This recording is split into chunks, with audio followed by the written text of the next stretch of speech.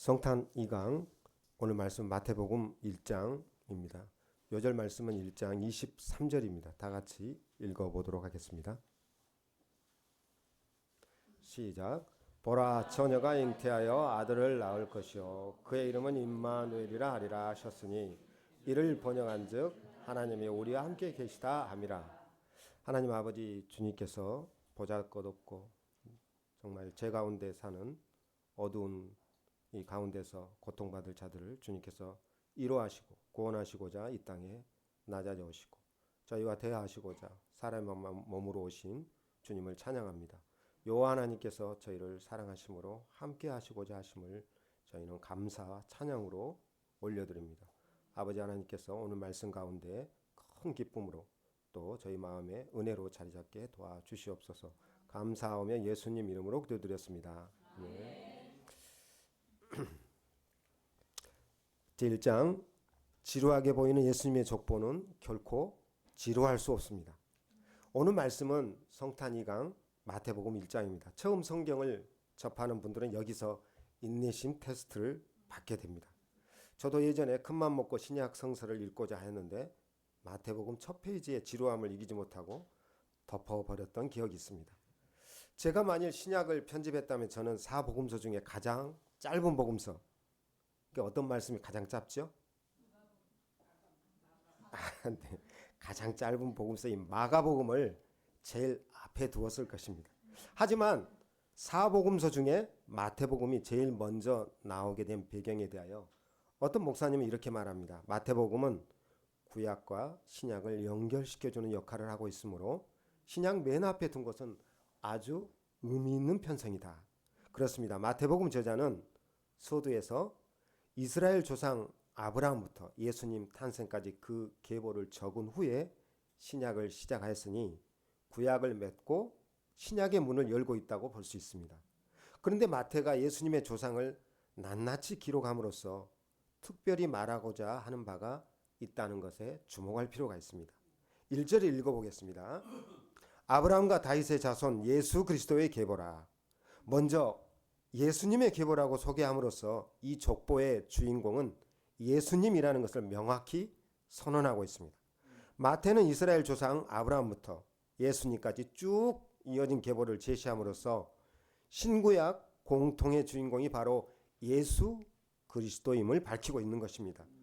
마태가 예수님의 계보를 언급한 또 다른 이유가 있습니다. 그것은 바로 하나님께서 약속하신 바를 지키셨다는 것을 언급하기 위함입니다. 하나님께서는 아브라함을 부르시고 가나안 땅으로 인도하실 때 그에게 몇 가지 약속을 하셨습니다. 관련된 창세기 말씀을 읽어보겠습니다. 너는 복이 될지라. 땅의 모든 족속이 너로 말미암아 복을 얻을 것이라. 또 내 씨로 말미암아 천하 만민이 복을 받으리니. 마태가 예수님의 족보를 언급하는 그때 아브라함의 후손들은 과연 큰 민족을 이루었습니다. 또한 하나님께서는 아브라함의 씨로 말미암아 천하 만민이 복을 받도록 약속하셨는데 바로 예수님, 구원자 예수님이 탄생하심으로 그 약속이 이루어진 것입니다. 이와 같이 예수님의 족보는 폼으로 보여주는 것이 아니라 하나님의 약속은 그 오랜 시간 잊혀지지도 지워지지도 않고 반드시 이루어진다는 것을 보여주는 것입니다. 하나님의 약속은 이렇게 과거에 지켜졌고 장래에도 모두 이루어질 것입니다. 물론 이름도 낯선 사람들의 가계도를 읽어 내려가려면 인내심이 필요합니다. 하지만 아브라함의 자손들 그 모두가 죄 가운데 살았음에도 그 인생들을 모두 참으시고 하나님께서 은혜를 베푸셨다는 것을 생각하면서 읽는다면 따분함보다는 한 사람 한 사람 속에서 하나님의 은혜가 느껴질 것입니다. 제2장 예수님의 계보는 죄인들의 계보. 이번에는 예수님의 계보에 등장하는 인물 몇 사람을 살펴보겠습니다. 남자들의 계보가 이어지다가 이상하게 여자들이 등장합니다. 다말이라는 여인과 우리아의 아내가 예수님의 계보에 등장하는데 마태가 굳이 이 사람들을 기록한 이유가 있을 것입니다. 먼저 다말이라는 여성입니다. 다말과 관계가 있는 사람은 유다입니다. 오늘 말씀 중에서 관련된 부분은 3절 상반절입니다. 제가 읽어보겠습니다. 3절 상반절. 유다는 다말에게서 베레스와 세라를 낳고, 여기서 당황스럽게 하는 문제는 다말이 유다의 아내가 아니라 며느리라는 것입니다. 즉 유다는 며느리 다말에게서 베레스라는 아들을 얻었다는 것이죠. 머릿속이 좀 복잡해집니다. 비정상적인 계통임을 알 수 있습니다. 물론 그렇게 된 과정에는 약간의 정상 참작할 사정이 존재한다고 볼 수도 있지만 그렇다고 굳이 이렇게 선전할 내용은 아니죠. 그럼에도 불구하고 마태는 유다가 베레스를 또 세라를 낳고 이렇게 기록하지 않고 굳이 유다는 며느리 다말에게서 베레스와 세라를 낳고 라고 기록하여 예수님의 계보에 아름답지 못한 가정사를 그대로 드러냈습니다. 왜일까요? 다음은 우리아의 아내에 대한 내용입니다. 관련된 말씀은 6절 하반절입니다. 제가 읽어보겠습니다. 6절 하반절. 다윗은 우리아의 아내에게서 솔로몬을 낳고, 다윗이 자신의 아내로부터가 아니라 타인의 아내, 즉 우리아의 아내에게서 솔로몬을 얻었다고 기록하고 있습니다. 솔로몬의 어머니 이름은 밧세바인데 마태는 기록하기를 밧세바라고 적지 않고 굳이 우리아의 아내, 그러니까 미세스 우리아라고 기록한 것입니다. 확실히 다윗의 아내가 아니라는 것이죠. 다윗 왕은 이스라엘 왕 중에서 가장 존경받는 왕입니다. 그러나 다윗 왕이 아들 솔로몬을 어떻게 얻었는지 알게 된다면 다윗을 칭송만 할 수는 없을 것입니다. 우리아는 다윗 왕의 부하 장수였습니다. 성경은 우리아에 대해서 용맹스럽고 그는 충성된 장군이었다고 적고 있습니다. 그런데 다윗은 우리아 장군이 전쟁터에 나가 싸우고 있을 때 우리아의 아내 밧세바와 통침하였습니다. 다윗은 이 사건을 숨기고자 우리아 장군을 적군의 손에 죽도록 작전을 짰습니다. 다윗은 살인죄까지 저지른 것입니다. 유다는 그의 며느리 다말로부터 아들을 얻었고 다윗은 간통과 살인을 통하여 아들 솔로몬을 얻었습니다. 마태가 예수님의 계보 속에 이런 수치스러운 사건을 굳이 기록한 이유가 무엇일까요? 이는 예수님의 탄생이 이스라엘 사람들의 공로나 그 사람들의 됨됨이에 근거한 것이 아니라는 것을 말해주고자 함입니다. 오히려 그 조상들이 제 가운데 있었지만 하나님께서는 오래 참으시고 약속대로 메시아를 보내주셨음을 드러내고자 하는 것입니다.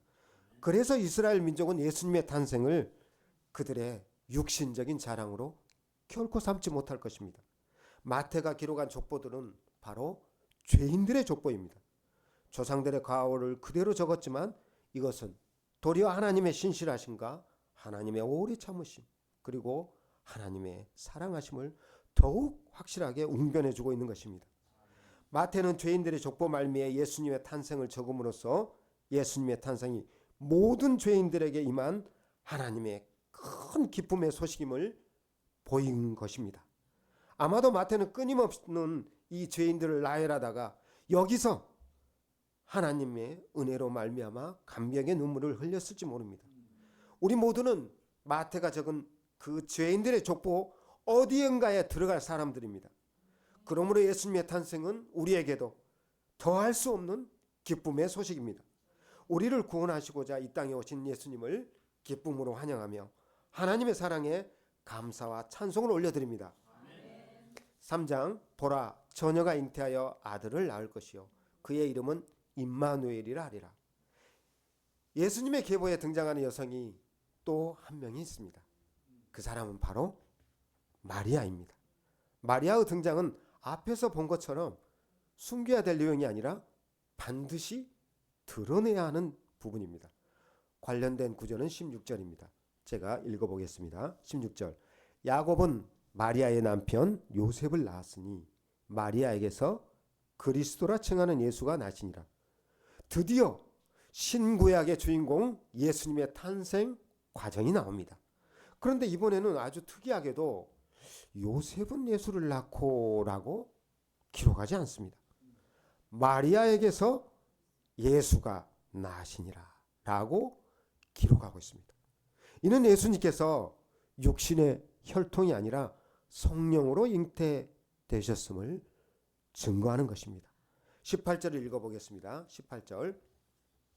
예수 그리스도의 나심은 이러하니라. 그의 어머니 마리아가 요셉과 약혼하고 동거하기 전에 성령으로 잉태된 것이 나타났더니, 성령으로 잉태되었다는 것이 무엇을 뜻할까요? 예수님께서는 사람으로 오셨지만 온전한, 전혀 오염되지 않는 하나님의 품성을 가지고 태어나셨다는 것을 말하고 있는 것입니다. 마리아가 요셉과 약혼하였으나 동거하기도 전에 임신하였으니 요셉은 큰 혼란에 빠졌습니다. 그런데 하나님께서는 천사를 통하여 그를 안심시키셨습니다. 다윗의 자손 요셉아, 내 아내 마리아 데려오기를 무서워하지 말라. 그에게 잉태된 자는 성령으로 된 것이라. 아들을 낳으리니 이름을 예수라 하라. 이는 그가 자기 백성을 그들의 죄에서 구원할 자이심이니라. 아멘. 이 말을 들은 요셉은 하나님의 분부를 받들어 마리아를 아내로 데려왔습니다. 요셉이 성령으로 잉태된 것이 어떤 것인가, 이를 어떻게 이해했는지 모르겠지만 요셉이 마리아를 데려온 것을 보면 태어날 아들이 과연 자기 백성을 그들의 죄에서 구원할 자임을 분명히 영접하였다고 보입니다. 이 모든 일은 하나님께서 오래전 이미 하신 말씀을 이루신 것입니다. 성경은 예수님의 탄생을 여러 곳에서 예언하였는데 그중 이사야 7장 14절은 이렇게 기록하고 있습니다. 그러므로 주께서 친히 징조를 너희에게 주실 것이라. 보라, 처녀가 잉태하여 아들을 낳을 것이요 그의 이름을 임마누엘이라 하리라. 임마누엘을 번역해 보면 하나님이 우리와 함께 계시다라는 의미입니다. 놀랍지 않습니까? 천지 만물을 만드신 하나님께서 이 교만한 죄인들과 함께 계시고 싶어 하신다니 말입니다. 주변에 꼭 함께 하고픈 사람이 있습니까? 또 나와 꼭 함께 해 주었으면 하는 그런 사람이 있습니까? 진심으로 그 사람과 함께 있고 싶다면 그 사람의 실수도 용납이 되고 약점도 탓하고 싶지 않다는 것입니다. 모든 것이 용납되고 모든 것이 이해된다는 것입니다. 우리나라는 불명예스럽게도 OECD 국가 중에 자살률 1위라는 타이틀을 수년간 빼앗기지 않는 진기록을 보유하고 있습니다. 우리나라의 자살률은 OECD 평균의 2배를 넘고 있습니다. 그런데 자살 방지 관계자들의 말을 들어보면 자신을 진심으로 지지해주는 사람이 단 한 명만 곁에 있어도 자살하지 않는다고 말합니다. 나와 함께 있고 싶은 사람으로는 부모 혹은 형제, 때로는 배우자가 될 수도 있고 아니면 오랜 친구가 될 수도 있습니다. 하지만 우리 자신이 불완전하고 연약하듯 우리 곁에 있어주고자 하는 그 사람 역시 불완전하고 연약한 존재입니다. 그러나 예수님은 어떠합니까? 그분은 본래 하나님으로 우리를 만드신 창조주시며 우리의 영혼을 구원하실 능력자이십니다. 그분이 우리와 함께 하길 원한다고 분명히 말씀하십니다. 그분은 우리의 모든 죄악과 허물을 다 아십니다. 우리에게서는 죄로 말미암아 악취가 남에도 그분은 우리에게 사랑 고백을 하시러 이 땅에 오셨습니다. 예수님의 또 다른 이름은 바로 임마누엘입니다. 저는 이 이름이 너무나 마음에 듭니다. 예수님께서 저와 함께 계시고 싶다니 얼마나 소망이 되고 안심이 되며 기대가 됩니까? 저는 어려움에 처할 때마다 특히 제 자신에게서 실망할 때, 정말 어쩔 때는 모든 것이 귀찮아질 때, 그때 저는 여전히 저와 함께 하시는 주님으로 인하여 위로를 받습니다. 세상 사람들 모두가 저를 버린다 해도 물론 페트라 목자님은 저를 버리지 않을 것입니다. 세상에서 모든 희망이 끊어진다고 해도 주님께서는 저와 함께 하심으로 저를 끝까지 선하신 뜻 가운데 살게 하실 것을 제가 믿습니다. 지난 세월 허물과 죄악 가운데 저는 수없이 많이 넘어졌습니다. 무능력한 자신을 보면서 고통스러워할 때도 너무나 많았습니다. 솔직히 저를 알아주고 저를 위로해 줄 사람이 없다고 생각하는 때도 많았습니다. 그러나 하나님께서는 언제나 제 곁에서 끊임없이 선하신 말씀으로 일으켜 세워주시고 일어날 수 있게 하셨습니다. 주님은 언제나 제게 선하시고 따뜻한 위로자이십니다.